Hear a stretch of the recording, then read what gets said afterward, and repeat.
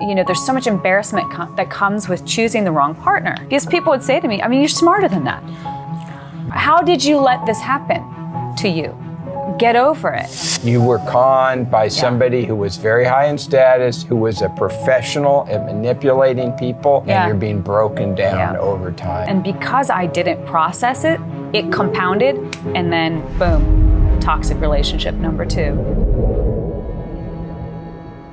You were in a relationship for 4 years until that horrifyingly tragic day that you found out that your partner died in a plane crash. And at his funeral, you then learned the utter truth, that in fact, you were just one of so many women and that he was living multiple lives for years.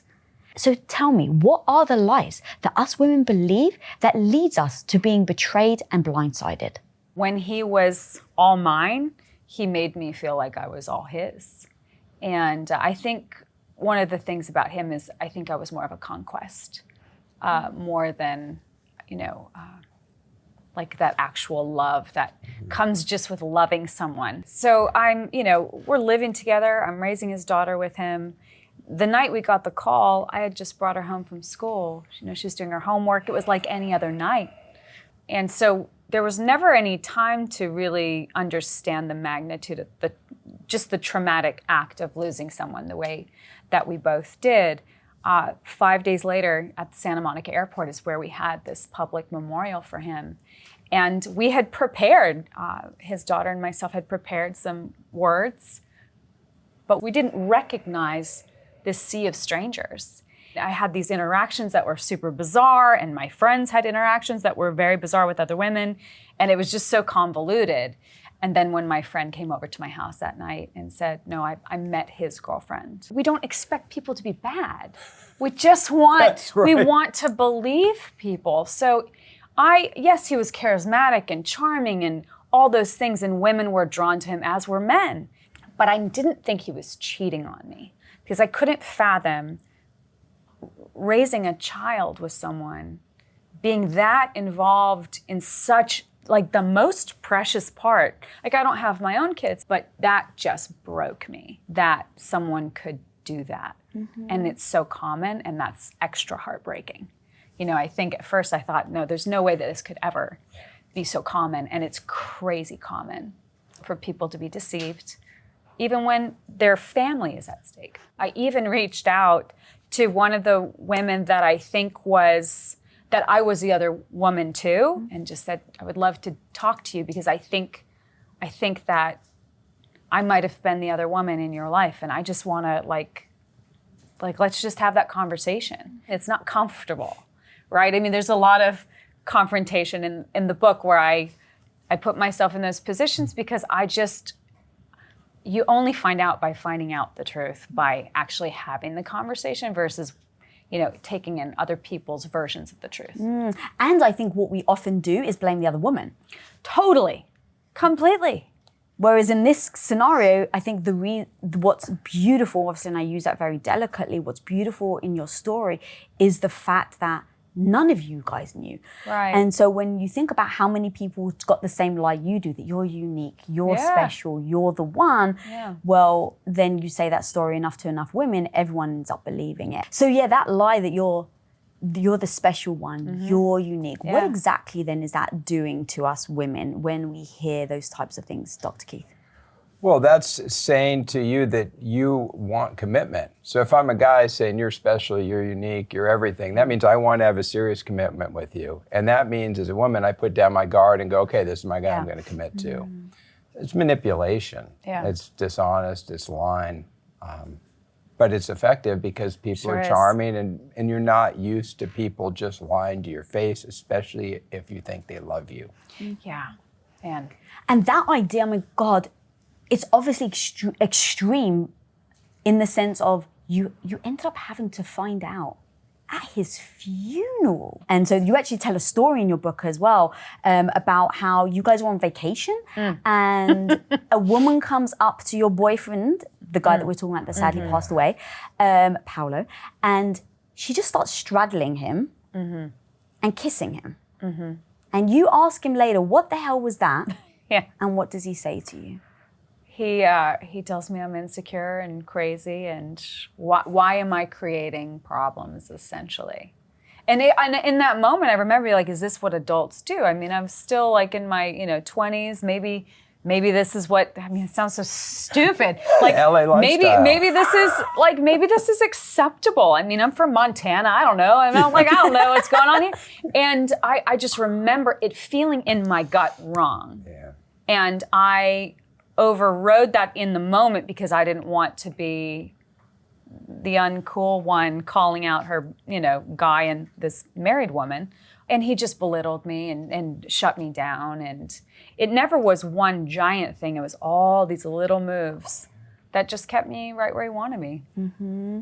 And so help us talk through this, Dr. Keith, of like what that again is doing to us women with the jealousy specifically, where you can be the person that is beautiful and sweet and kind and love your partner like you are, Stephanie, and yet you were told this astronomical lie that if you weren't in it, people were like, oh my God, that's ridiculous. Right. But you bought it hook, line, and sinker. And I mean that obviously with utter compassion because that he manipulated you to do that. Oh, completely. So people can be very predatory in these relationships. It's very hard to think like this if you're like, I love people, I want to be friends, I love my wife, I want to be friends and maybe partners, business partners and parents. I don't think about how to manipulate them in a very hard way. So what's going on is a lot, but part of it, the manipulation, is make your target not trust herself, not trust her own gut, not trust what she thinks is reality. So you destabilize a person's sense of reality, and once the reality is destabilized, they don't know where to turn. The only person they can turn to is you. Right. So it gives you more power in the relationship. So what happened in that case is Stephanie, she's like, what's going on here? Yeah. This, and the guy, instead of going, oh, but it's busted, he's like, nothing. Are you crazy? Yeah. What's wrong with you? And all of a sudden you're destabilized. If Stephanie had her her dad was there and three of her buddies going, no, Stephanie, he's a liar. Yeah. It would be fine, but you were isolated, you were alone, you were in separate from your house, and you were in a position where you didn't have any power. Right. And your natural choice was to agree. You do that over and over and they just cut you. Like you said, clip your wings, which when you said that just killed me. They just cut off all your support like a cult leader. And then it's very easy to control you. And it's systematic and it takes place over time. Like you said, little shortcuts. Yeah. It's evil kind of stuff. And that actually goes to the other thing where you talk about sometimes there were zero flags. Right. You actually say in your book that you never got lost in his shadow, that it was kind of like a meet you where you are kind of grown up love. Yeah. And it actually developed over time. It wasn't like you were love bombed from the moment you met him. So these kind of 3 non-red flags, I assume, then contribute to these moments that he's isolated you, because there's no way he's going to do this in public, right? He's not going to do it when he's around your dad, because he knows your dad's can't get away with it. Yeah. So do you think that it's possibly that combination then of having these things that people are calling red flags that actually didn't happen to you, where it did happen slowly over time, and you guys were friends for a while before you guys ever were dating? Yeah, I didn't really understand what grooming was. I didn't even know about that term.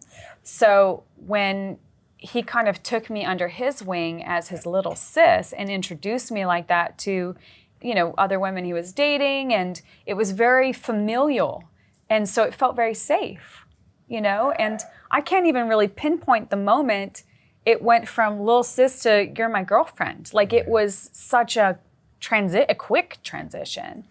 And he was older and he just had this way about him that I trusted very quickly, but because we had all those years before as Lil Sis, And so now looking back, that just seems extremely manipulative and planned. He was using his daughter in this process. I just find that a little bit wrong, I should say. I have daughters. I can't imagine it, but when you meet somebody's daughter and you assume they're a good person because they have a daughter and they're allowing you to interact with the daughter, you go, this must be safe, this must be good, this person's a good person. It's really not fair to do that. No. And I think about her a lot in all of this. Yeah. And how she was like a pawn. she was a pawn, is a Yeah, good, and that's- being used as a tool by a parent. And that kind of manipulation is just, it's treacherous. Yeah. It's beyond what's normal. I mean, look, when you get to the point where you're using your child as a tool to be able to help manipulate other people, there's definitely some deep-seated wounds Sure. and trauma going on there. But the point that you were making, especially about the daughter, you know, your book, Why Do We Stay? Yeah. It's like, these are the reasons, right? You fell in love with the daughter as well. There was the commitment there. Yeah. And thinking through, I mean, what was she, 12 years old when he passed away? 12 years old Like, when he that died, young? yeah. To then have to process that my father was a narcissist, had multiple lives and different women and things like that must be just difficult. Can't fathom. But when we talk about, like, I've done so many interviews on red flags. It's like, how do you spot the signs? Yeah. But to be honest, there were moments that there aren't any signs. And that's why I really wanted to bring that up, because when you met him, right, he was a doting father. Yeah. You met the daughter, Yeah. you loved her. He's calling you sis, like Yeah. little sis. And so it seems all very normal, like It seems- friendships. yeah. And Yeah. so that, I think, is actually really important for us to talk about, because so many people, and I'd love for you to touch on this, is how much we blame ourselves. I have been living in shame for over 15 years. That's a long time. Yeah. And I don't think I realized the potency of shame. You know, I being a singer-songwriter, on stage entertainer, having to flip the switch. You've just got really bad news, but you have to go get on stage and perform. You know, so much of my life has been that it was very easy to kind of just let my shame live inside me. But it's so debilitating, because I was not aligned with myself. So I was face forward, everything's fine. Inside, you know, just this ball of shame. And, you know, there's so much embarrassment that comes with choosing the wrong partner, or choosing the wrong business partner, or just, you know, making wrong decisions. And I think that the embarrassment and shame that came with that whole thing, because people would say to me, I mean, you're smarter than that. You're smart. How did you let this happen to you? Get over it. I mean, those were, and everyone's intentions were not bad. They just didn't have the terminology. They didn't have that emotional intelligence, the thoughtfulness that comes with, like, hold on a second. Maybe we need to process this. And because I didn't process it, it compounded, and then boom, toxic relationship number 2. And it was like a carbon copy. And, you know, when we think about the one-liners that can be so debilitating, you know, toxic number 2, which I refer to as the prince in the book, I'm going to teach you that you can trust men again. That's what he said to Boom. you. Yeah. Oh, God. I mean, and I was so raw, and I was so undone, and I hadn't done the work. I didn't have this book. I didn't know Keith. I didn't have the information or the terminology or even the pause button to go, you know what? I'm taking a pause. I got to figure this out. I just powered through. You actually mentioned it earlier, the clippings of the wings. That word really hit me. And in your book, I basically wrote them down as clip number 1, clip number 2, because that's how you refer to them, because it becomes the slow things, the overtime that I think that, you know, people miss, whether it's your first toxic relationship or another one. And so I'd love to go through some of the clippings and really break them down. So clip number 1 is the criticism that made me critical about myself. So he came to you, you're 26 years old, and he Baby. I'm a baby at the time. And he comes to you saying that your face is cracking. Yeah. Meaning that you're aging. Yeah. It was always when I was feeling good about myself, right? That's when the clips came. So I just remember, like, I don't think I ever looked at myself the same after that, which is so sad. And it's not the vanity of it, because who cares, right? At the end of the day, we're all aging. That's just part of the deal. But it was just such a unnecessary comment to make me feel small.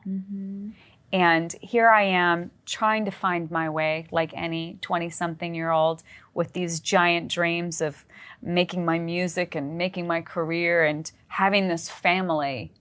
And so I'm like, oh, maybe I'm too old for him at 26. But it's so interesting that I don't know, where did they get this book? Like, where did they get the book on the how-to, right? I think it's probably over time they've realized, right? So it's like you even said, it was always when I was doing well. And that's why the clipping really hits me, because when I think of the analogy, you're flying too high. Yeah.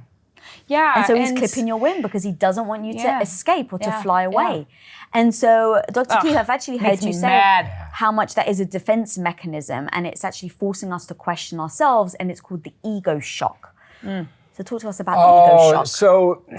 So the idea is you're feeling pretty good about yourself. Here's my story of myself. I'm a 26-year-old good-looking country singer in LA. I've got this good-looking guy, a family, I'm feeling good. And all of a sudden, you're an old biddy. What?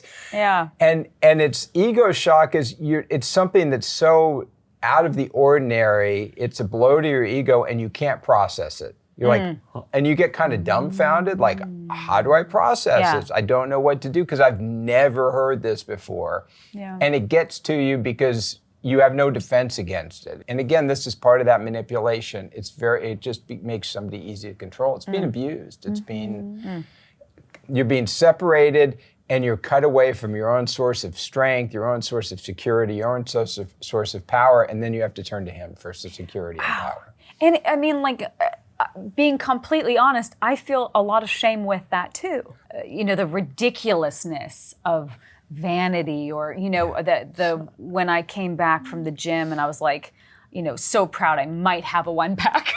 I'm like, yeah, I'm getting strong, and it was flipped on me, and the term bulking up. Like, I can tell you, I think it took me up until last year to be willing to go into a gym and like, go, okay, I'm going to try this again.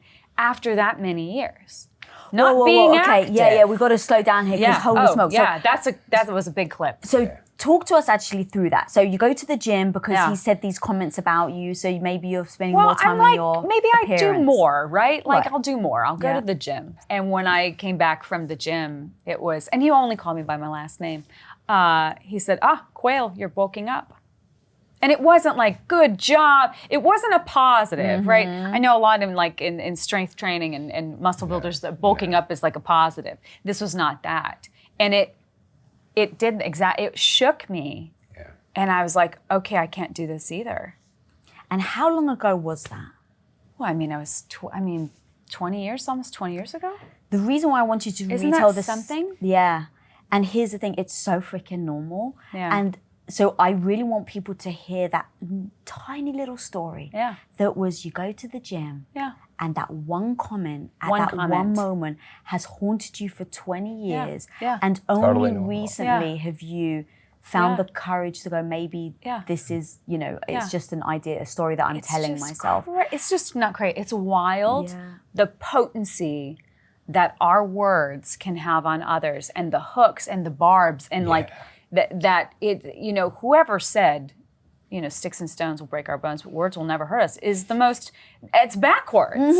Because I've fallen out of trees, I've fallen off horses, I'm like, get back on. I can remember what I was wearing.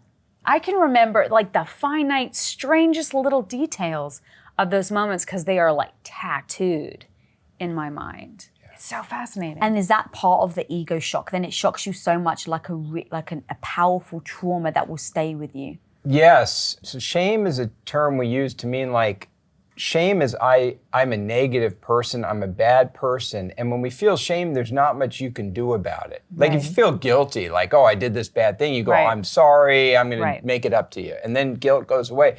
But shame is like, I'm a bad person, how do I not be bad? And so in Stephanie's story, she's like, well, maybe I'll go work out and then I'll be better. And then she works out and then just gets knifed. Yeah. But it's subtle, no one would see it. It's like being hit with a rubber hose. It's not leaving bloody marks.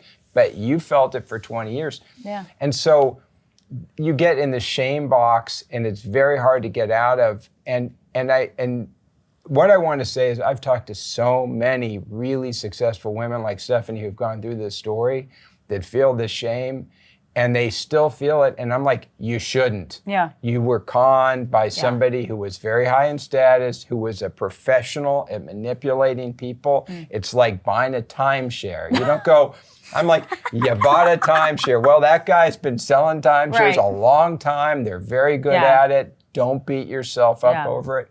So that's, if I can say anything, is don't hate yourself if you get in a relationship like this. This just happens. It happens because these guys, I bet if I met your guy, I would have liked him. I probably would have thought he was a cool guy. Yeah. And I probably would have said, what a cool guy. Right. Yep. That's what most people said. That's what I was going to say. That's why he had so many girlfriends, because that's what everyone thought.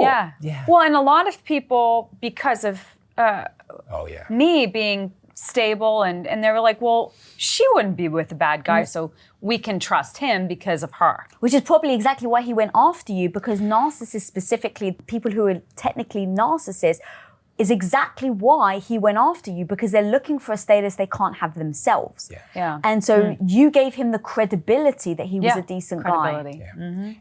And this is a very common strategy. You see it with more psychopathic people. You see it with charlatans. They go into town and they'll associate with a bunch of high status people, so they get status themselves.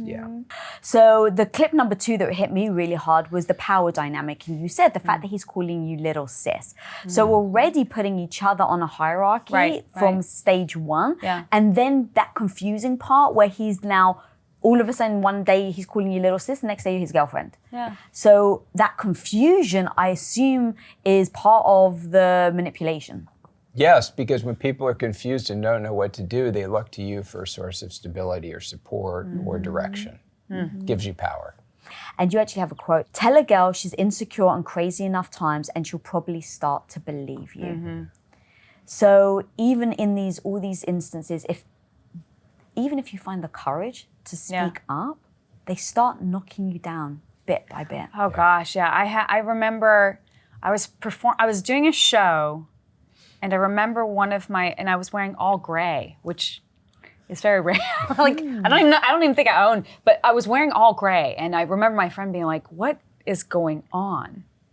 Like you're like a shell." What is and I and I had another friend, and she was like, "It's like you're a Stepford wife, because you were just like you were just so fine, because I knew if I let down any guard, it would be so revealing that it was far from fine." And then how much do you also though not want to let your guard down, because there's part of you that's protecting him, of course, in case in the hope that he's going to change. Right. Oh, I remember countless conversations with my dad. I'm like, no, but you don't understand. You don't understand, Dad. And because when it was great, it was really great. It was, I thought I had my life, my family, my whole, my whole deal. I didn't question him as much as I questioned myself. Yeah. Big time. It's going to be impossible to bring your confidence and badass energy to your work, your family, and your friends when you're constantly drained. But by fine-tuning your metabolic health, you can actually solve a lot of these problems and feel so much better. And there's no better tool to help you get there than Lumen. With Lumen, you can actually get real-time insights and recommendations to optimize your metabolic health. So if you want to take the next step into actually improving your health so that you can feel like a freaking confident badass, then go to lumen.me and use coupon code NYBBS, which is Nurture Your Bad Bitch Soul, to get 15% off your Lumen right now. Take advantage, because this is literally the lowest price they've ever been, and it's only for you guys that are listening and watching right now. So go to Lumen, spelled LUMEN.me, M-E, and use coupon code NYBBS at checkout to get your 15% off right now. The story that I hear a lot of people tell themselves is, I got in a relationship with this charming narcissistic guy because I'm a bad person, I'm insecure, or I'm stupid. And I stayed in it because I'm stupid. And I have talked to enough incredibly successful people, like both of you, about this story, and it's never because you're stupid. It's always the people I see stuck in these relationships are like, I'm a good person who's committed to making this work. Yeah, I'm that's it. conscientious and I want to make it work. Right. So the people that I see getting really hurt are often the people who are the best people, who are trying their best to make a relationship work. And if you were a shallow, flaky narcissist, you would have been like, yeah, I'm over this. I'm going to go date the pool boy, exactly. right, and take a selfie, right? Yeah. And that's what happens. So it's not the bad people are the ones in this. It's the opposite. Yeah. It's like the good people, and then they get stuck trying to make something good that can never be made good. Because you think I can, because I've always made stuff good. I'm going to make this good. I'm like, dude, you're not making and this that's good. and that is my, I'm a fixer. I'm like, well, I'll get better, and then we'll get better, right? Yeah. From like you name it, like, oh, okay, I need to do this better. I need to do this better. Whatever it was, I kept on just trying. Unfortunately, talking about trying, clip number 3 is the frequent flirtation. And when you said I just kept trying, you have a story in your book where he's flirting with a waitress, or you have this hunch and she's really pretty, and you are dying to pee. Yes. I had to go so bad, but I was not getting up for that table. I'm like, oh, hell no. But isn't that interesting how we sense something isn't right, and so we just try harder. Yeah. We don't go, hang on a minute, this is extremely inappropriate for you to be acting like this. I'm your girlfriend, she's a stranger. Yeah. And so if you're going to be looking at her like that, I'm going to excuse myself from the table. Right. Right? Like so many things I would say now that would my, sweet younger self that was just sure she was the problem. There's just no chance now. But making you think, though, am I good enough? Oh, yeah. And I mean, there was a kind of a look to these women that he was, that I there were some trends. So you spotted them? Yeah, I mean, it was kind of everything I wasn't. I'm a petite, not very tall, sometimes lean depending upon how much pizza I've had, and sometimes not. They were very lean, very beautiful women, and it was very obvious. And they would, that I was. It was sometimes like, do they not see me sitting right here? Do I have on my invisible cloak again?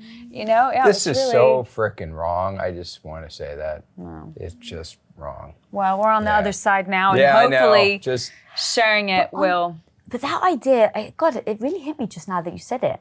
The fact that not only did you not feel seen by him, but his actions made you not feel seen by other people around you. Oh, yeah. So, because in all honesty, why would they assume you're his girlfriend? If he's flirting with them, why wouldn't you think, oh, it's a friend or a sister? Yeah. Right, exactly. But because of his acts, they now don't see you. Right.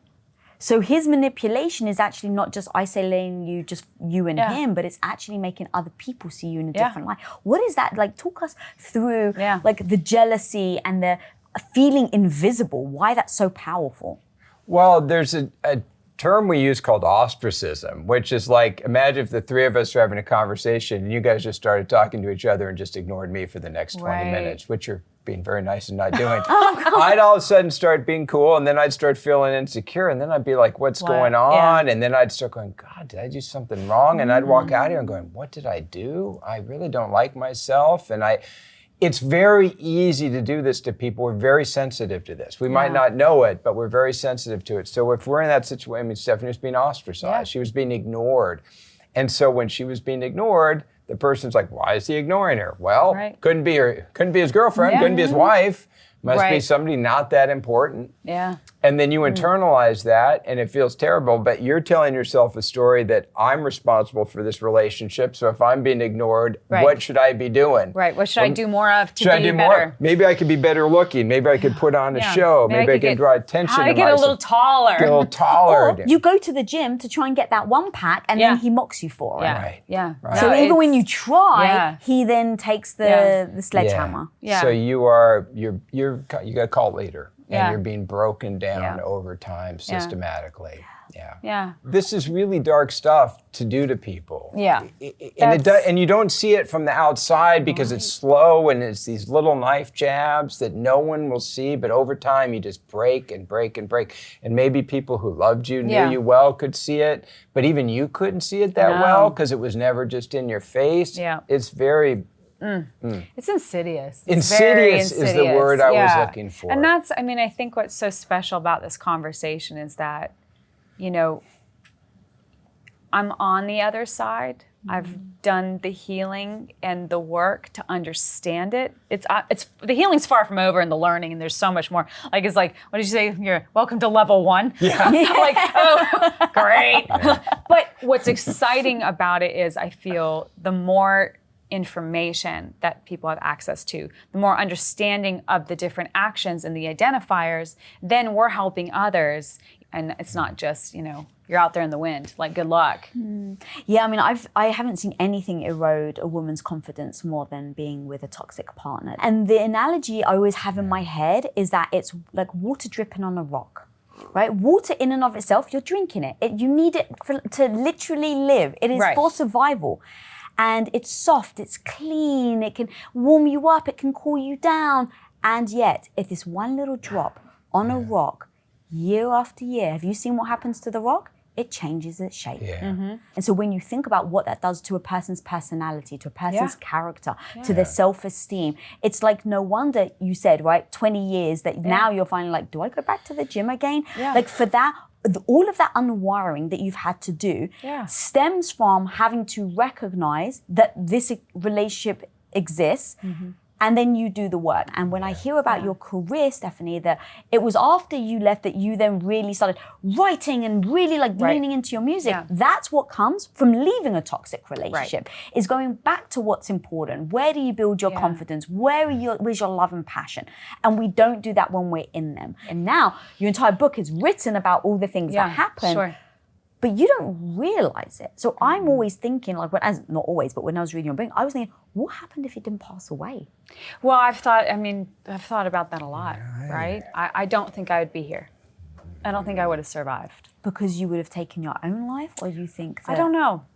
I think it was a very, I don't think I would have been around. I know I've had conversations with those that are leaving very toxic relationships, and they've, you know, made the comment like, you're so lucky you don't have to still, you know, see this person as I have to go give my kids to, you know, this narcissistic partner. And I'm not gonna even touch that. I would do anything for Eden to have her dad. And it's just, I don't know how I would have survived the fallout. Because it did seem like everything was kind of coming to a head. And I think that's why also I didn't believe I didn't believe the FAA report for so long.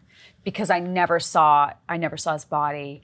I wasn't sure if the plane had been tampered. I just was so mixed up in all these lies that I was like, what's even true? What's even true with anything? Now, all of that's very confirmed, and I've, you know, gone and got all the information. So all of that was just my mind trying to handle the layers of trauma and try to understand, like, how did this happen? Well, yeah, I mean, God, you don't even know what your reality is. Exactly.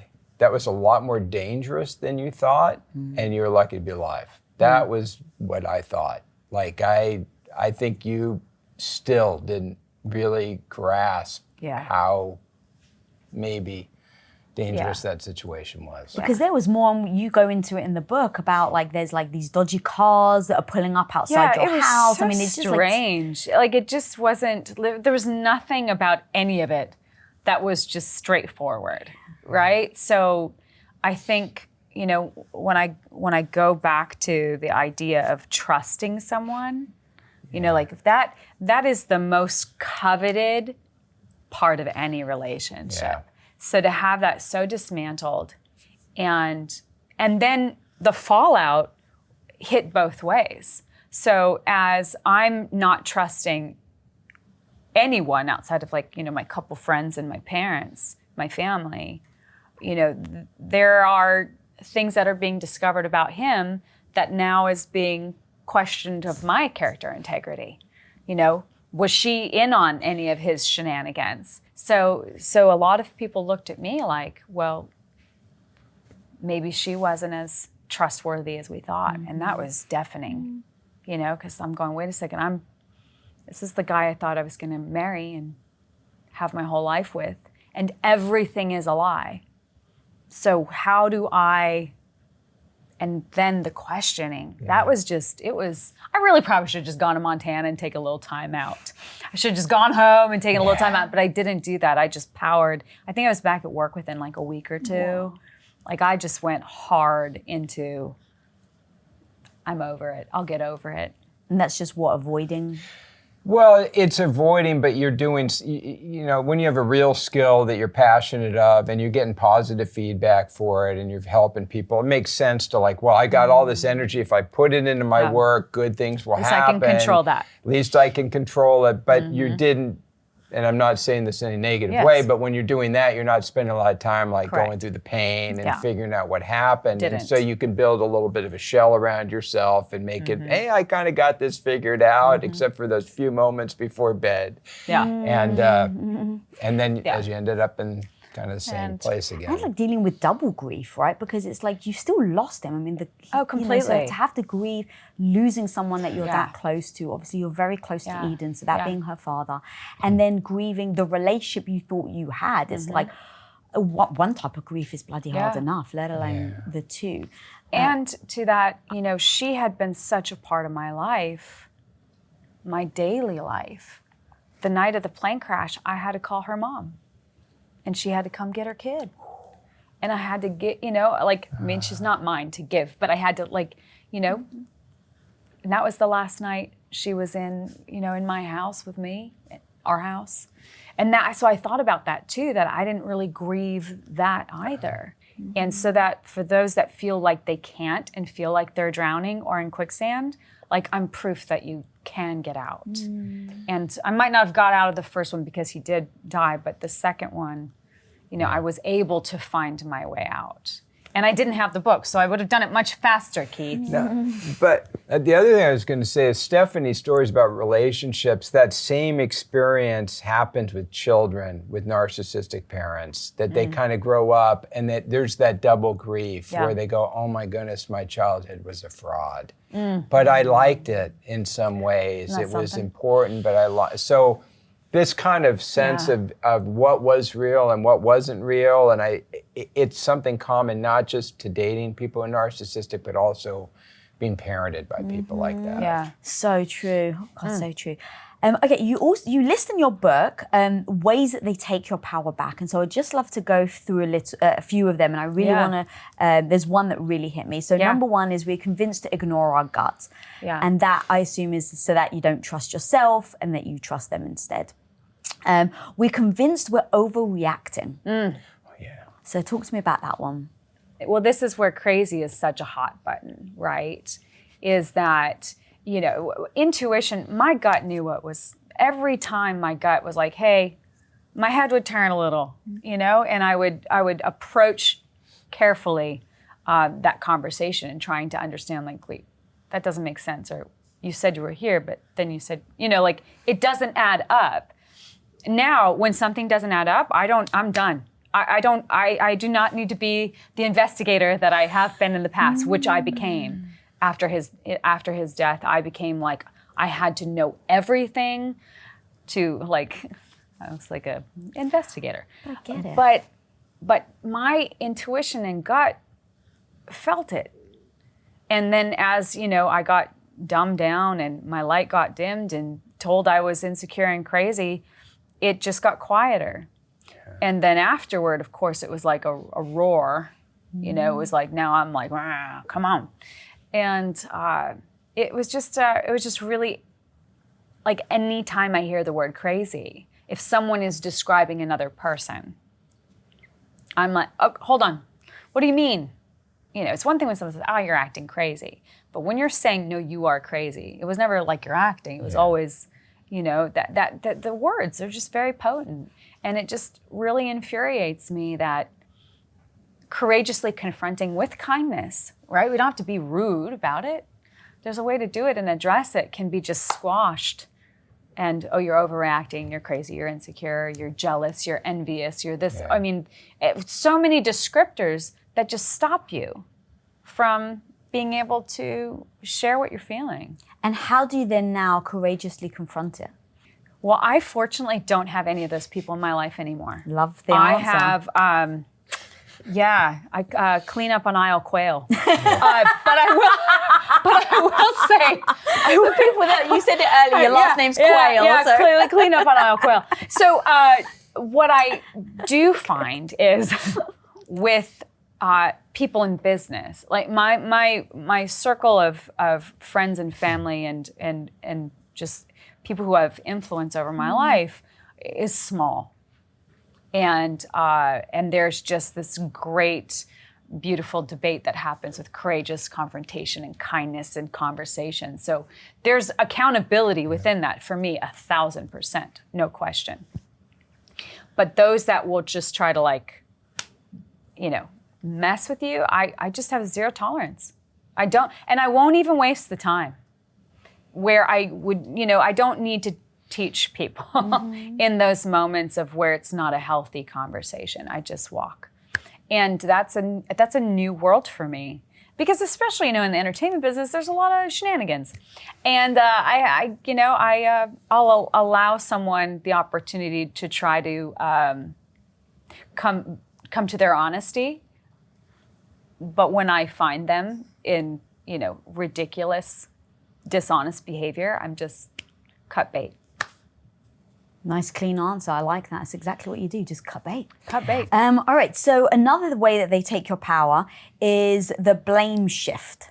So talk to me about the blame shift. So imagine narcissistic mind telling yourself a story. I'm an awesome person. I hang out with awesome people. The things I do are awesome. They succeed because I'm a success. Well, when you go through life and things don't succeed because you're not a success or the people you're with aren't awesome, that's not part of your story. So you have to change the story. So things aren't successful. Well, that's not my fault. Stephanie, why did you do that?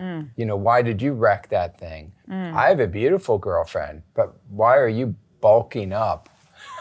Because that's taken away from me. I'm the kind of person who has to be. So the story you're telling yourself is, I always win. I'm always right. I'm important, special, and good looking. And anytime that doesn't work, I got to point at you or you or you or something else. God, the situation, the universe. Yeah. That's the problem. It's never me because that's not part of my story. And so people who are narcissistic will kind of live like this. And if you're in their life, in their shadow, your job is either to tell them they're great, to be arm candy so they look great, or to take the blame when they fail so they can feel good about themselves. And this, I assume, is part of the problem when, I say problem, but obviously it can be beautiful, but when you're with someone that you could really admire. So you admire them. Right. If they're a narcissist and they're saying, well, it's not my fault, then you go, oh, well, I take their word for truth. I admire their thoughts and opinions. So if they're saying it's me, then maybe it is me. Yeah. And that's a reasonable thing to think from somebody you love, respect, and seems like a very high status person. Right. It's not unreasonable to think you're the problem. Imagine you're a guru, you're it must be the problem. Yeah. So So fascinating, isn't it? yeah. But I remember you sharing that narcissists aren't the ones that are like, hey, am I a narcissist? Like narcissists aren't like, hey, am I, they're not. It's The second you're asking if you're a narcissist, it means that you're not because you care enough to ask. I'll tell you, the only time I have people talk to me about their own narcissism, it's often men that look around their life and they see guys that have happy, healthy marriages, and they don't. And they know wow. they know they're missing something, and you can't get that status. Like, you can't fake that status of having a good marriage. Right. So you meet a guy with a good family, a good wife, I respect that guy and I don't respect a narcissist for, manipulating somebody. So they realize that's the only time I've had people come up to me and go, maybe I got something. Yeah. Maybe I need to do a little work on myself. That's interesting. So usually not. And so the final one is that we make excuses for them. And so when they have bad behavior, we're like, maybe they just had a bad day. I'm not going to tell my friends because it was just this one time that they were in this bad mood. And so I believe we call that cognitive dissonance. Yes. So if you don't mind breaking down what cognitive dissonance is. Yeah, so I was telling you the narcissist is telling the story, in this case a he, that he's wonderful and perfect. That's his story. And in this same relationship, maybe somebody like Stephanie's telling a story that I'm in a good relationship with a positive person, and my story is this is going to work, and it's a good, stable relationship that's going to work. That's my story. So what happens is I see something that's out of line, that's dissonant, that's not consistent with that story. Oh, my partner was straddling the girl in Cabo or something. You're like, well, that's not consistent with my story. Oh, yeah. What that leads is a state of cognitive dissonance. I have a loving partner. He's in this weird act with the gal in Cabo. Those things don't go together. So how do I resolve that? Well, I could say my partner's a bad person, but then I've got to rechange my whole story. So I go, well, maybe he's a good person, so this must have been a good thing. How could that have been a good thing? How could this? Well, maybe that girl was suffering, that woman was suffering, and he was helping her. Right.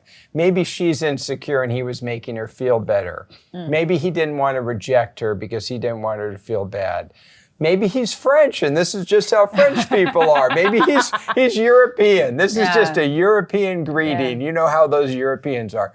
So you tell a story, and that story allows you to resolve your cognitive dissonance. You go, oh, I guess this is okay. You kind of sweep it under the rug and you can go on. That's a great way of breaking it down. What's interesting as humans, we don't, like you said, we don't change our story. We just go, how do I make sure that this fits? Yeah. Right. Because we want a consistent world. We want to wake up and go, this is my world, this is my story, it makes sense, it's consistent, I can predict the future. If it wasn't like that, every day would be like, what's going to happen? It's the end of the world. So we have to live like this. But when you end up in a bad situation, you end up being trapped by yourself because it's hard for you to talk yourself out of it. Do you think that that's why him being a father to a daughter is one of the things that kind of almost like made you stay, in the sense of like the cognitive, he's a wonderful guy. Like he treats women beautifully. I've seen him with his daughter. He would never treat me badly. So it may be, so that cognitive dissonance, like again, when I think about his daughter and how much you said the word is a pawn in his, story, how much that was part of your cognitive dissonance every time you would notice. Yeah. I just loved her so much from moment one. I am sure that I overrode a lot because of his father, the way he was as a father. And I'm so protective of that, right? I was so protective that I made a lot of excuses for him. And I made a lot of excuses for the second one, and he was much more pomp and air with his behavior. And much more overtly arrogant, or it kind of was like, oh, but then I'd be like, oh, no, really, he's not this bad. Would you actually say those words, he's not this bad? Yeah, yes, yeah. It's okay. Yeah, I sure did. It's okay. I sure did. What's interesting is I wonder if you would have fallen for him if you hadn't have had the experience beforehand. I don't think so. What was the words that you said earlier that he said to you? Oh, I'm going to teach you that you can trust men again. I'm going to teach you that you can trust men again. That's because here's the thing. I'm going to show you that you can trust men again. Teach you, show you. Yeah. If someone's genuine, it's like, oh, that's very sweet. Like, thank you. You can show me. Yeah. But when, there's no way of even knowing that one line is a manipulative. And where my heart always breaks when I do these types of interviews is I don't want to just assume someone's lying. Right, so if someone of course. comes to you and says, if a good human comes to you and says, I'm going to show you that you can really trust men again. I'm like, and they're actually a good human, that carries a lot of weight. Yeah. But you put those words in a narcissist's mouth and now it's a weapon. And here's what's so interesting too. When I first started dating my husband, we've been married now almost 9 years. And I just remember he never mentioned a word about what he was going to do. He just showed me. So do you actually think that is a sign then, if someone's talking about it, that usually it's them grooming you?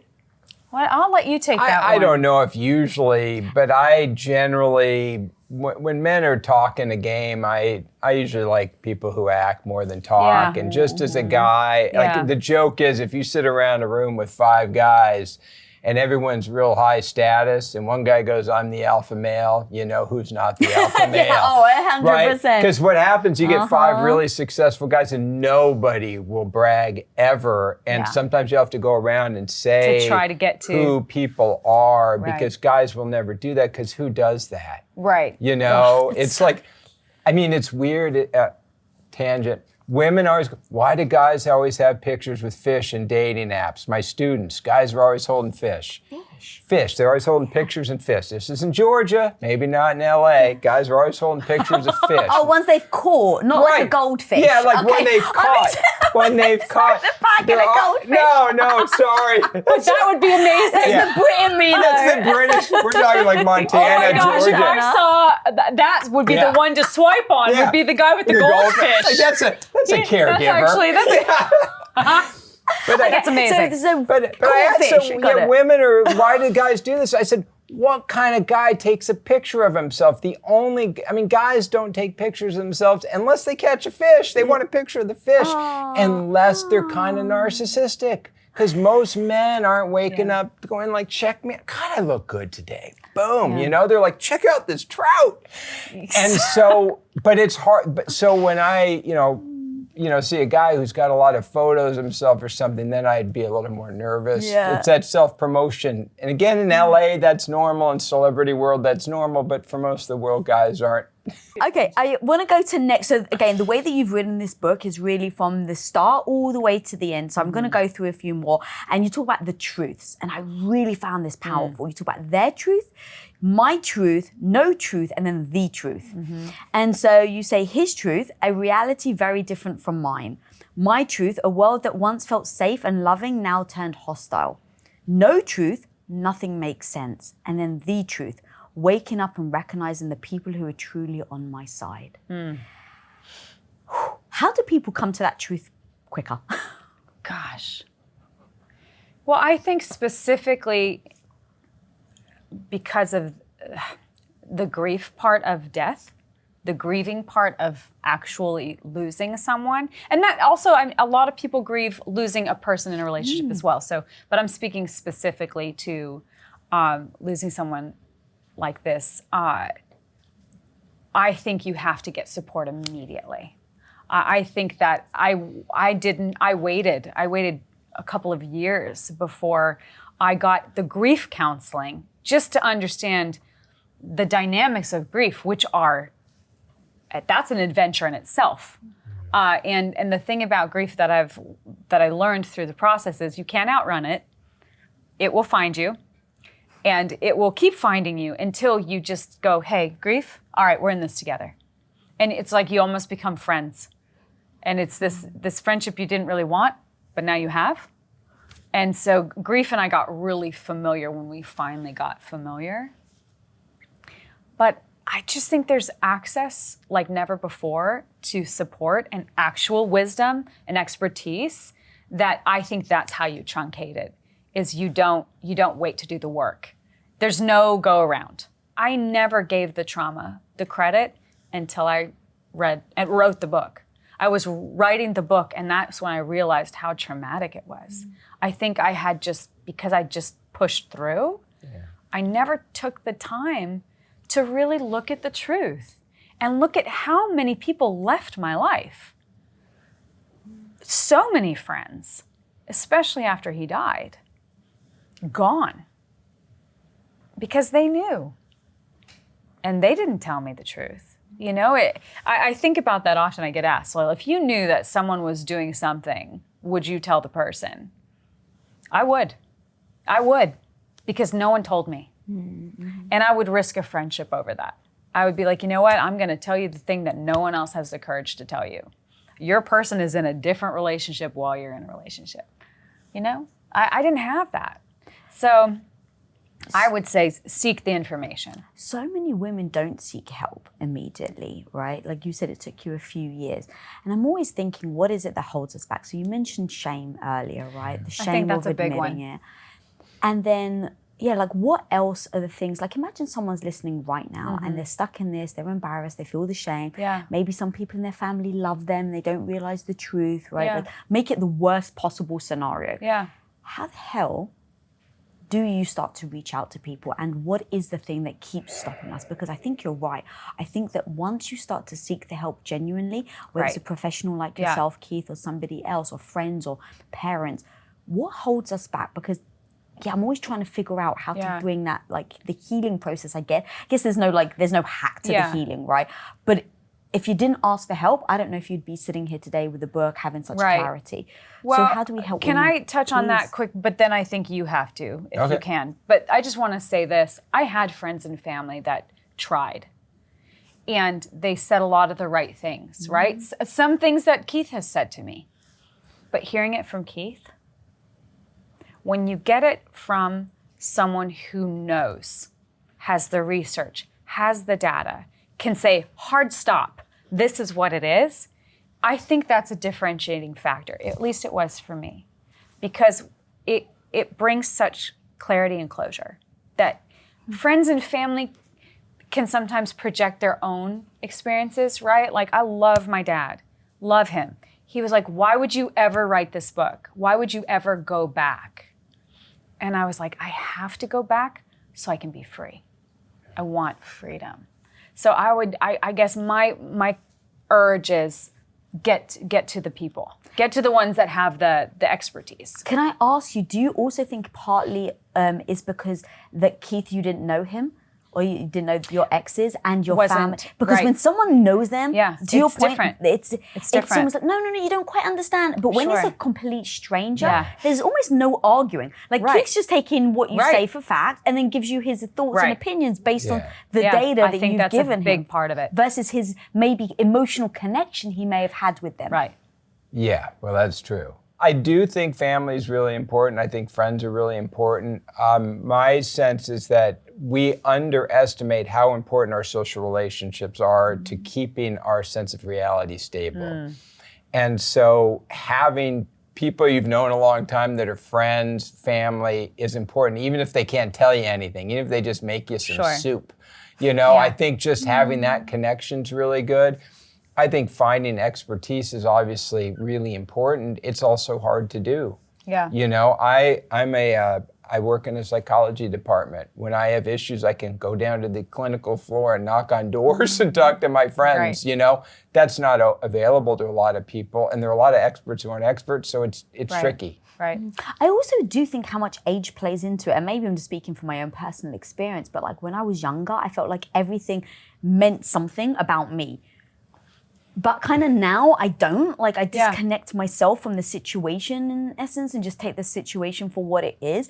And so, you said earlier in your 20s you may not have said anything, but now in your 40s you're like, come on. Now I'm like ferocious for strangers. Yeah, so it's like, what is it? Is it the fact that we have the knowledge? Is it that we've built our confidence? Is it the fact that we've been through the shit and I'm like, I'm never going to go back there. So if that means me standing up for myself or looking stupid or whatever in front of people, I don't care because I'm going to protect myself. Yeah.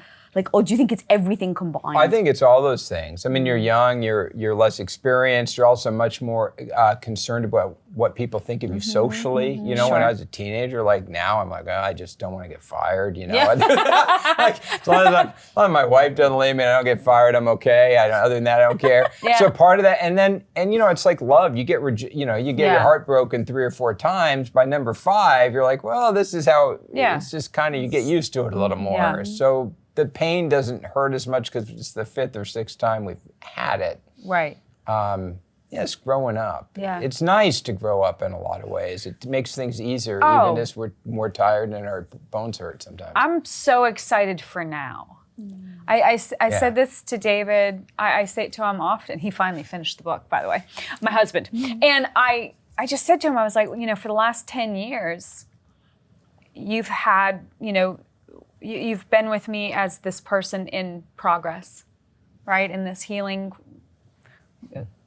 I don't even know, journey. And now, like, I'm getting the best of me.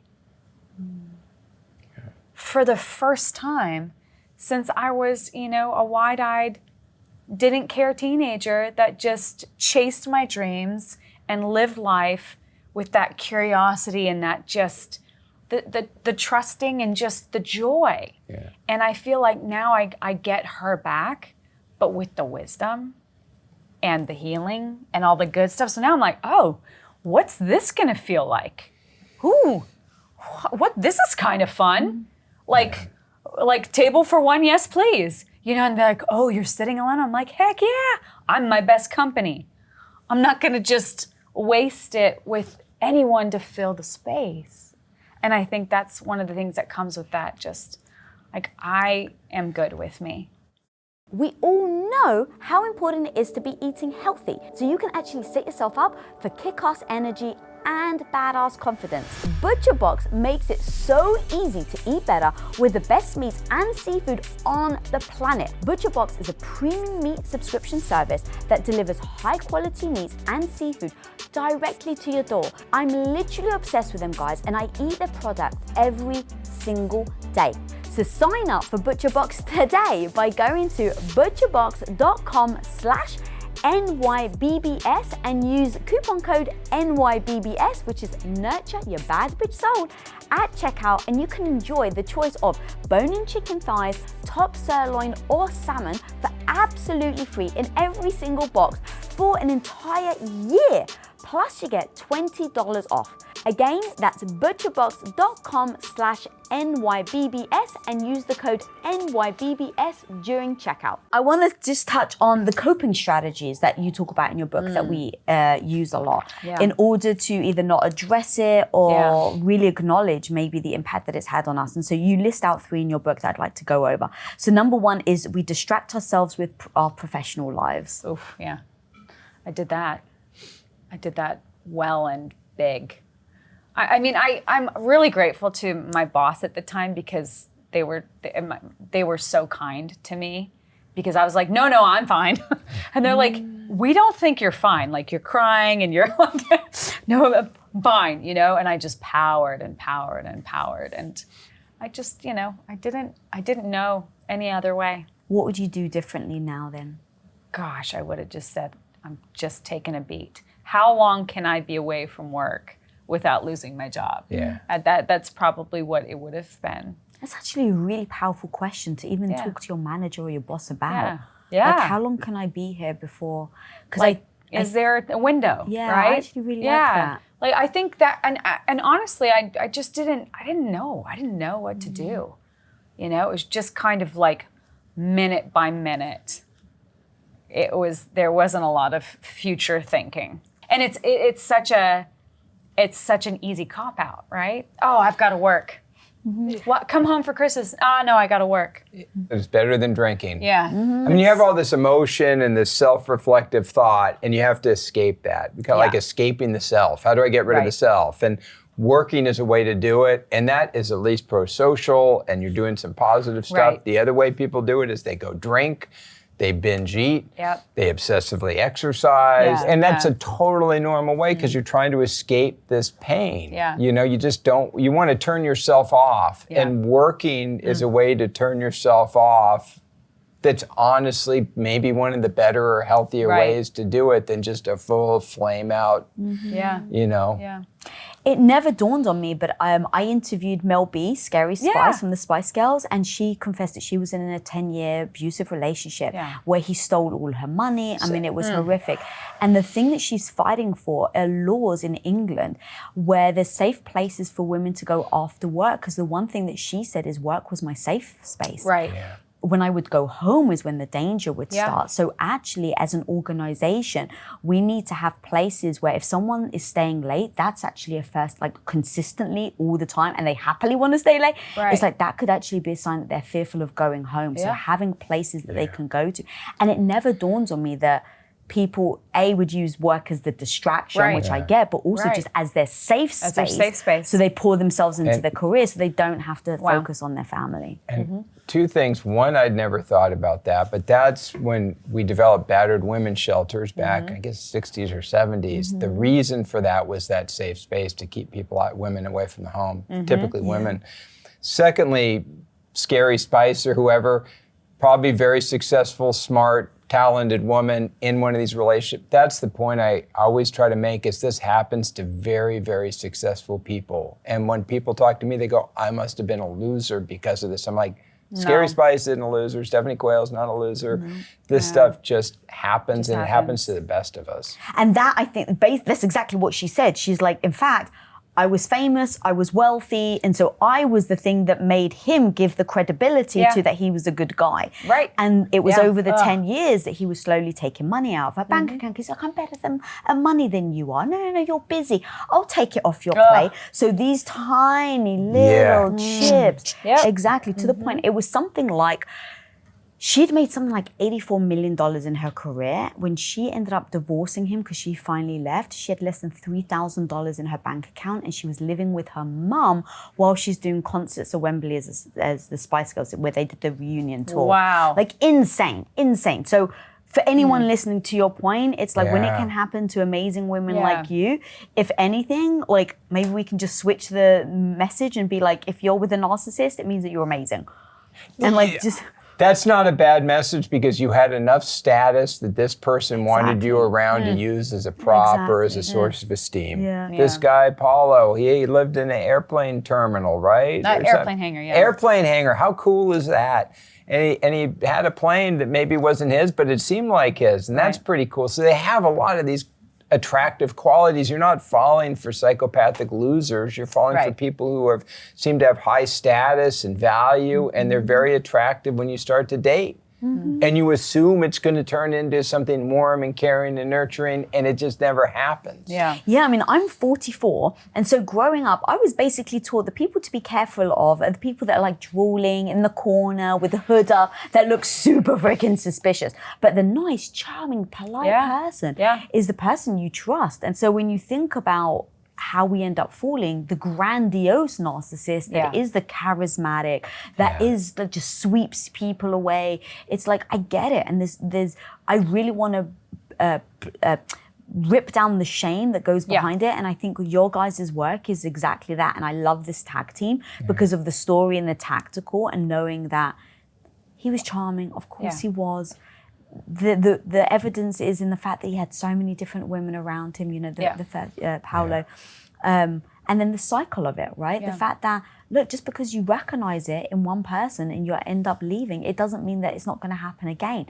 And I think that may be, in fact, I'd love for you to talk to us. How much did you almost beat yourself up after that you went back to the same type of relationship, just a different guy? Because people, you should have known better. Oh yeah, of course. I mean, I was the consistent. I was the common denominator. And amidst that second toxic romantic relationship, I was also in a toxic business relationship. So I was getting it from all sides, just going like, where do I find my footing?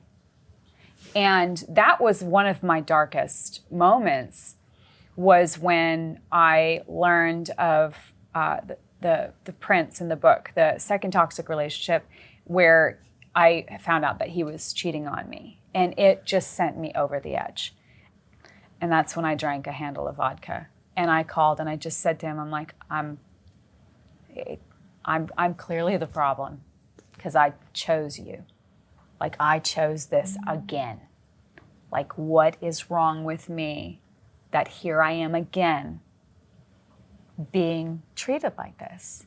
And that was my most, I mean, that was probably the most heartbreaking part to write. But I wanted to write it because I know a lot of people can probably relate to that feeling of just the pain being so great. You just want the hurt to stop. And I'm very grateful to still be here. You even said it wasn't that you wanted to take your life. No. You just wanted the pain to stop. I just wanted the relief. And it was, and it wasn't until the next day that, you learn about who's come to your house, and it's, you know, like for the wellness check-in, all these things. And that was like, whoa, that it became very real. Do you mind explaining that to people? Yeah, so I learned that through one of my friends that my boyfriend had been cheating on me. And so I remember calling my mom, my stepmom Loretta, from driving home. And I was living outside of Nashville at the time, so I had about a 20-minute drive or so. And I called her and I was like, I'm gonna drive off the road. And so she just stayed on the phone with me. And then I got home, and the lady I was living with, one of my dear friends, she was out of town. So I was alone. So I was very conscientious, like, this isn't my home. But I wasn't conscientious because I put the whole thing in play. Anyhow, went and got a handle of vodka, called him, drank it. I don't know if I drank it while, I just remember drinking an entire handle. And one of my friends came with the suicide prevention, that do the wellness checks from Vanderbilt. And so I was just very drunk. Poor thing, you know. And so they didn't need to take me in or anything like that. And so the next morning, I remember going down to the kitchen to, like, you know, make breakfast, and they'd move the knives. And that just, like, that hit so different. So different. Why do you think that? I think it made it real, that they had that fear, right? Because again, I wasn't in taking my life. I was in, I have to stop the pain. I have to stop the pain. I cannot take one more thing. But they were like, she's going to take her life. We have to hide anything that could. I know a lot of women. It makes me sad. Oh God, it makes me so sad. And this is why I do a lot of these interviews, is because the amount of women, I was telling you guys before we started rolling, the amount of women that come up to me on the street and say to me, you've saved my life. Yeah. Like that shit carries weight. And then when I think there was actually one woman that said, actually, I've got 4 children, so you didn't just save my life, you saved 5 of us. And then when you think about their kids and their kids, or when we talk about, you know, your book, how many people are going to be reading it to then save their lives? But like, how many people do turn to, I'm going to take my life just to end the pain? Yeah, and that's one of the things with the book too. It's like, let's get you to resources, because, you know, I'm not an expert. I am only an expert in my story and an authority in my story. I've got like degrees in narcissistic boyfriends, but laugh uncomfortably. But yeah, I think, you know, when I've worked with and talked with some different prevention groups, and they do say a lot of times the pain is the conversation. The hurt is the conversation. And It's kind of going back to then something we'd said earlier is like, you know, how do you seek help? Because I think that if you're able to seek help immediately, and again, I'm not a professional at all, but just thinking through, if you can seek the help early, then hopefully you don't get to that point. And you recognize it's the pain that you're looking to stop, not necessarily your life. Again, I'm not an expert, but like my heart just bleeds and I'm always trying to grasp it. Well, I think, you know, I remember, you know, in high school, you know, Montana has one of the highest rates of suicide. Oh God, no, and, really? And in the United States. And I remember in high school it being like almost, it was happening all the time. And I remember the tone of it always being, that's so selfish. Do you remember this? And so this is like, you know, 90s, like 90, like in the 90s before 2000s or so. And what, if anything, I would just share for anyone is that the person that's going through it, like the pain, I can't describe it. Like it was unbearable. But in that moment, all I could do was my version of survival. And was numbing myself to a point of taking the pain away. That was very dangerous. Very dangerous. I say a lot, I'm not a suicide researcher, but from what I know talking to people in the field, people commit suicide not to hurt other people. It's because they feel their life the pain is too much, or they feel they're bringing people down. They feel they failed at work and they're Right. bringing their family down. Or so a lot of times it's done because they feel they're bringing negative value Yeah. to the world. Oh, that's heartbreaking. Okay, well, thankfully you were able still to. here. Yeah, girl. I'm still here. I want to talk about now how we can start to live again and love again, yeah. because that's such a beautiful way that you guys really do kind of, talk through, and that there is that hope. And I think hope can be so freaking powerful. Oh, yeah. So Hope's you say everything. in order to begin to live again and love again, you need to be open to new possibilities. You need to resist the old patterns. Is number 2. So talk to me about resisting old patterns. What patterns did you have that maybe someone listening might be able to recognize, oh my God, yes, I'm in that pattern? Because you've clearly been able to break the cycles and patterns in order to Right. find somebody and be happily married now for 9 years. Yeah, I absolutely recognized in myself that I was easily emotionally manipulated. So I saw that through relationships in both business and romantic relationships, that like using a loved one, right, like a daughter, or in the business case, someone had lost their child, the Marine in Afghanistan. Yeah. And recognizing that because I want to help people and serve people and be of service, that was a mechanism that I was manipulated by. But only I could allow it, right? So that was something that I really had to identify and start drawing my hard lines. And with that, people leave, because once they can't manipulate you in whatever way they want to, they're like, well, you're of no use to me anymore, goodbye. And it can be it can be jolting, right? Also, my intuition, really listening and trusting it, and that if something was off, it was off, and just allowing it to be enough. Also, really going back to, when I said about David, I let people show. I don't really take people at their word as much as I take them at their actions and how they just are.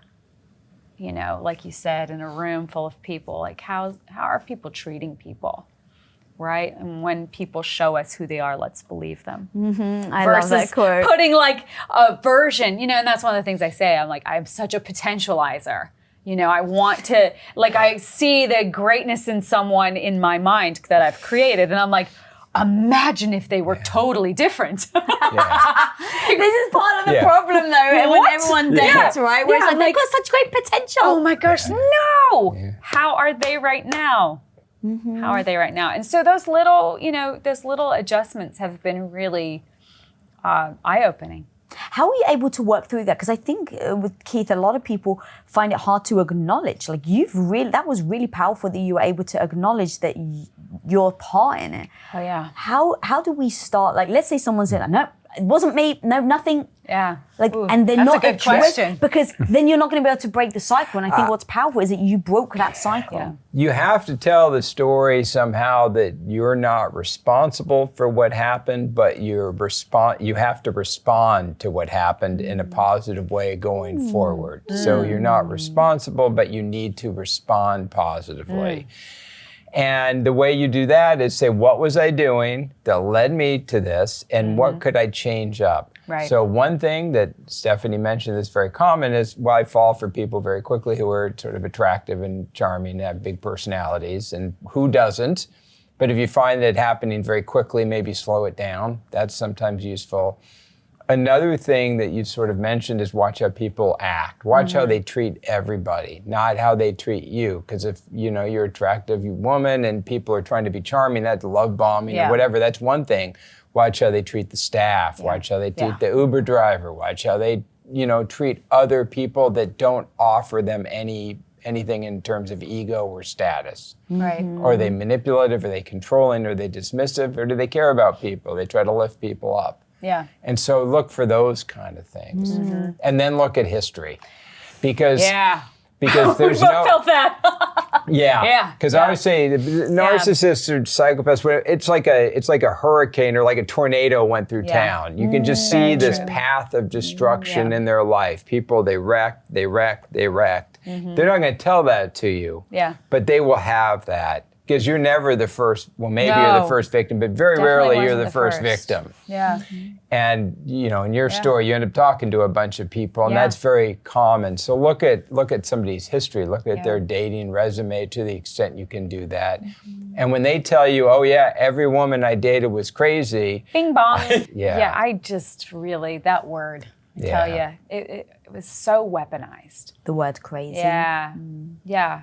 And in country music, we use that word all the time. Like, like Crazy. It's, yeah. Oh, You could yeah, right, probably that's sing it. it, And that's yeah. that word. Yeah. But so it's, but now I kind of have, I think I went full pendulum, like when my sweet husband was like, I was like, listen, don't ever call me. You can call me anything.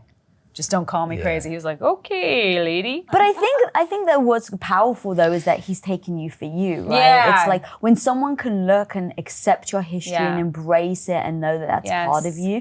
Like I think that that's, if we're going to go back to the signs, like Yeah. that's just a sign that you've got a good person there because Yeah. they're not judging you, they're not trying to shame you for your past. Right. And that can feel very supportive and feel safe. Yeah.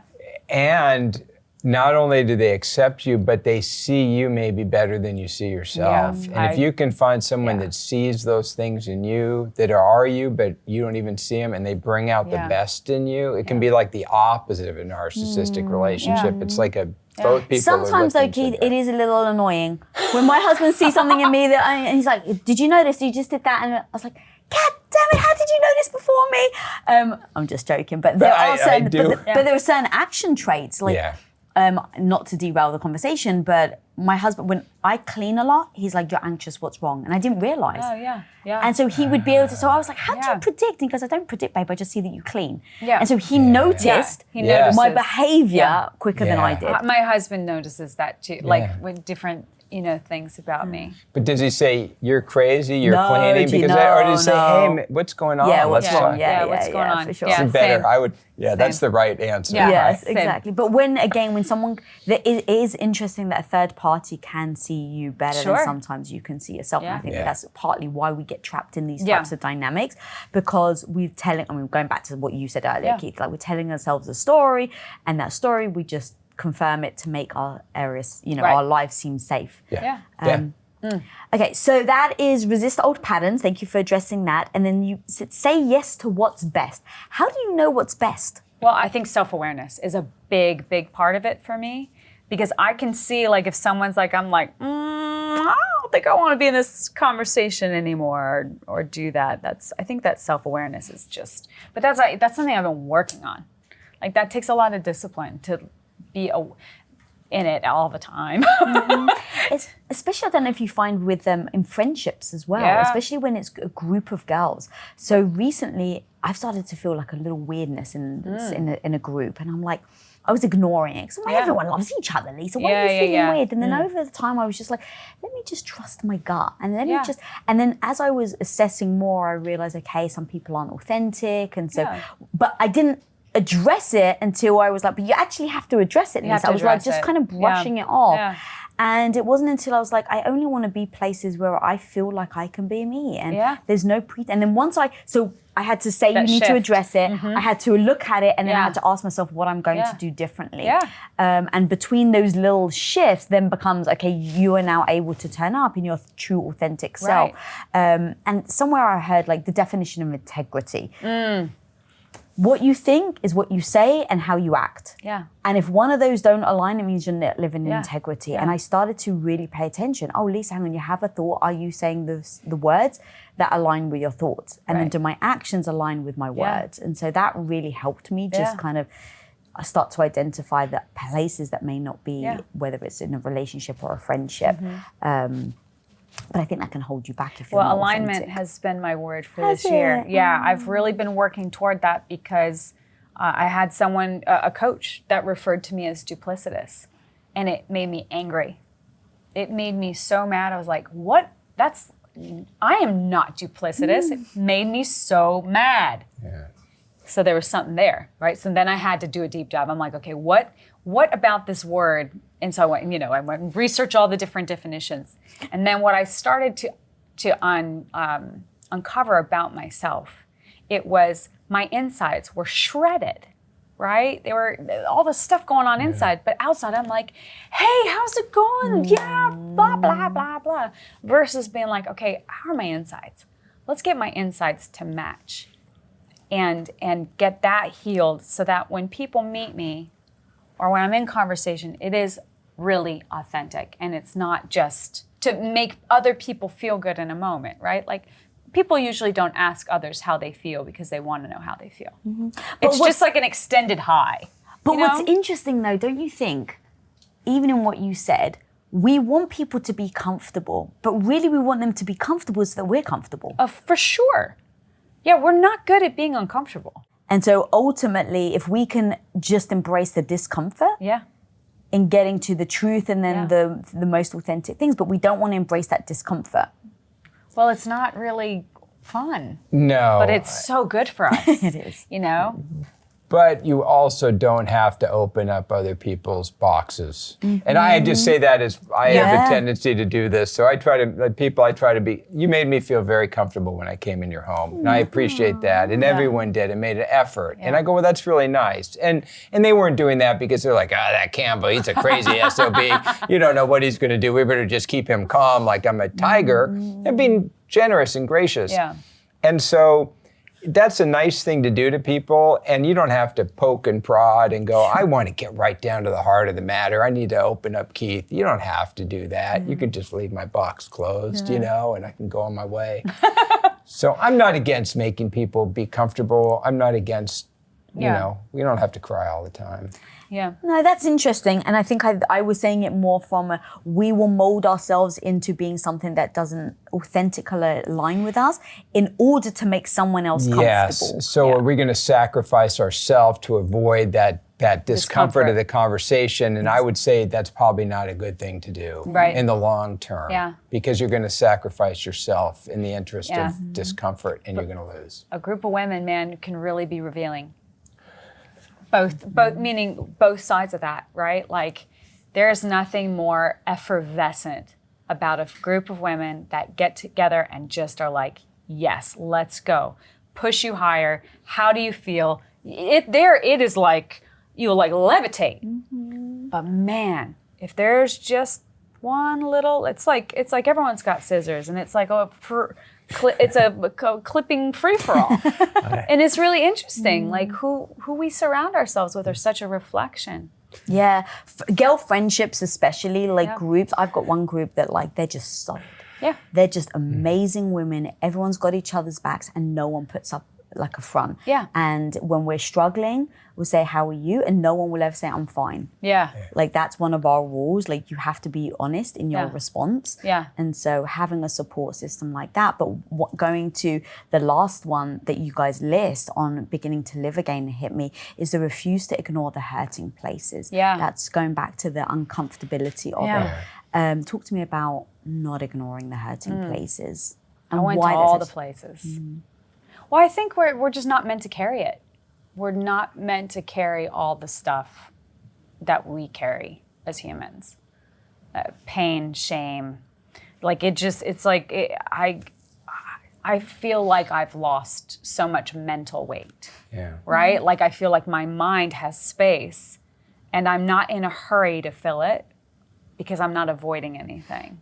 So I'm sitting, personally, I'm very uncomfortable in this moment in my life because I don't know what I'm doing next for the first time, I think, in 30 years, because I'm refusing to. I'm refusing to force a next versus just be in this, I don't know. And okay, I've torn off every closet door. The hinges are gone. All the little skeletons are out dancing. The book is everywhere. It's all out there. And there's a piece that I'm getting to now experience because there's nothing hidden. And I think I'm not suggesting that someone has to go write a book or whatever and publicly display it like I have, but I think that when we can own our stuff and go to our deep, dark secrets, that's when we get that integrity, that alignment, and the freedom that comes with it because you're not avoiding yourself. And then also, I own my narrative. No one gets to tell me, you're this, you're that. I know exactly what I have done and where I am now. And that there's freedom that comes with that. Like, I own it. I was complicit. I made my decisions. And they were influenced, for sure, from different situations. But that, I think, ownership and self-responsibility, too, is where we get so much just clarity, and then it's not heavy. Then it's just kind of hanging out, right? It's not weighing us down. How freaking badass and confident do you feel right now, girl? I don't know about that. I'm going to say it for you. I really like myself.